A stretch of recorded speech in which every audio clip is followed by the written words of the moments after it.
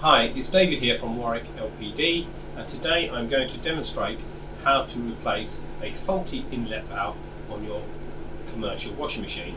The washing machine I'm working on today in our workshop is an IPSO HF 185, and you should be able to use this demonstration on other similar commercial washing machines. So the tools that you really need is a 7mm flexible nut driver, and I'm going to simply remove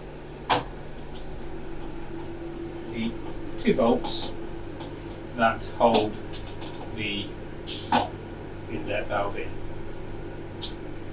Don't forget, you need to ensure that the power supply to this machine is off before carrying out any work like this. Okay? Now on this machine, this one's quite tall, so I'm going to have to use this to get on top and get to the valve. You'll see that the valve, I'm not sure if you can see very clearly there, but it'll have 4 wires connected to it. Okay, either take a picture or write down if you're not sure where they are supposed to be going to. 1, 2, 3, 4.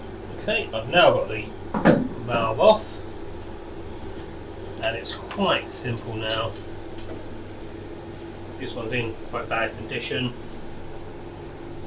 Undo these worm drive clips or Jubilee clips. Now it's really important to just remember, can you see that's crossed? You might want to put the number 1, number 2 there so you don't forget where they go.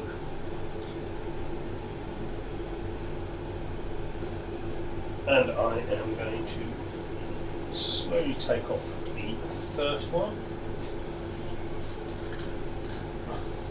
And they can be very, very tight. As you can see, there's still some water in this one. I've got the first one on. Okay.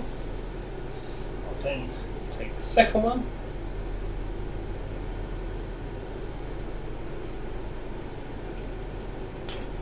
There it goes. And the second one is off. I'll now put it on. Make sure you've got them nice and secure on there, and you just get your clips again, back over, and just remember that when it goes down, I want them to be facing that way.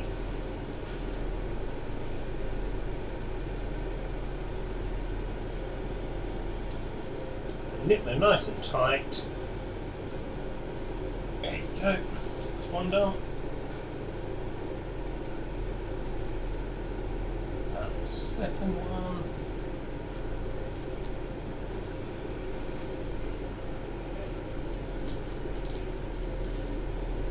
Just one final important note, that this plate sometimes can be in a different position to the original. We're lucky in this case they're exactly the same, but all you do is just prise this off and slip it round to whichever way it should go.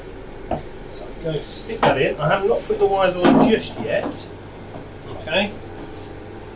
I'm going to get my 2 bolts at the back and screw this back into position. I can just see them, and I just hand tight.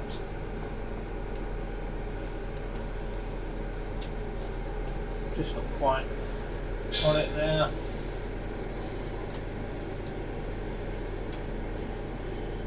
There we go. There's my first one. I'm actually going to tighten this one up so it sort of puts the other one in line and makes my life just a bit easier. I might have to slacken it off slightly. If not, that seems to have lined that up perfectly.